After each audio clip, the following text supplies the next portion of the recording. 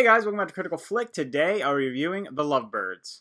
The Lovebirds was a film that was not going to initially release on Netflix, and then with everything going on, it was picked up, the distribution rights were picked up by Netflix, and so we got it now on a streaming service. The film is about a couple played by Issa Rae and Kumail Nanjiani, and I think that they had some pretty solid chemistry. It didn't blow me away, it wasn't anything absolutely incredible, but at the end of the day, this is more of a comedy than it is a romantic film, though I think they played the relationship pretty well. It's played pretty grounded, like someone who's going through trouble, and kind of a realistic portrayal of maybe those who are kind of in a rut.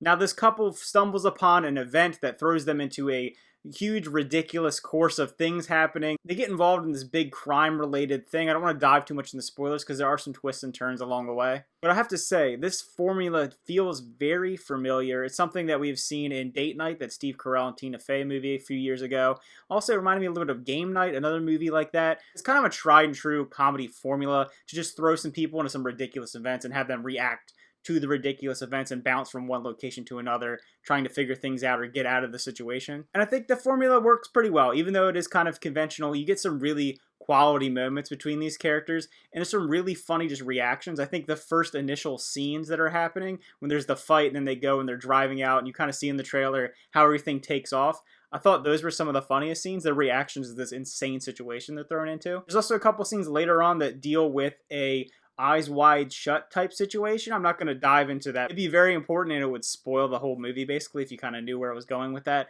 But I thought those were some funny scenes when they were thrown into that situation as well. They have some really good comedic timing. Kumail Nanjiani is one of the funniest actors in recent years for me. I think he just is excellent on Silicon Valley. Everything I've seen him in, The Big Sick, which is a little more serious. Even Stuber, I thought he was pretty good in it. I mean, the movie itself I don't love, but I thought he was a solid asset to that film. So he just has really good comedic timing, and the jokes with him land more than anyone else in the film, in my opinion. And I feel like the movie skirts the line a lot of times of trying to be a little bit serious of a story about these personalities, about what this trouble that this relationship is dealing with, and kind of coming full circle by the end of the film.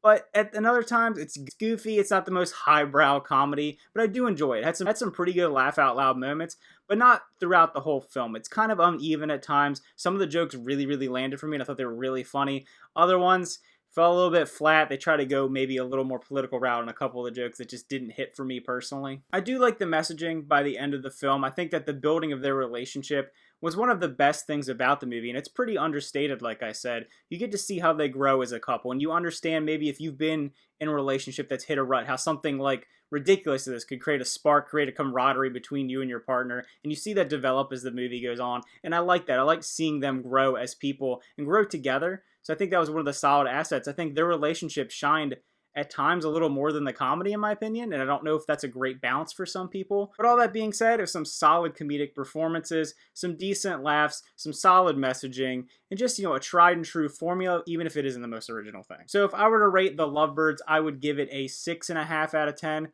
Pretty solid, better than I expected it to be, something that I thought maybe just got dumped off on Netflix because they didn't know what to do with it. They didn't expect it to make any money, especially during this current climate, and I was pleasantly surprised. I had a few laughs along the way. It has a very quick runtime. I think it's barely an hour and a half. It's a pretty short movie. So if you checked out The Lovebirds, let me know what you thought about in the comments down below. It's weird because comedy is so subjective that some people would find this just hilarious, and I think some other people might find it a little boring at times, honestly, because it's not over the top and ridiculous every once in a while.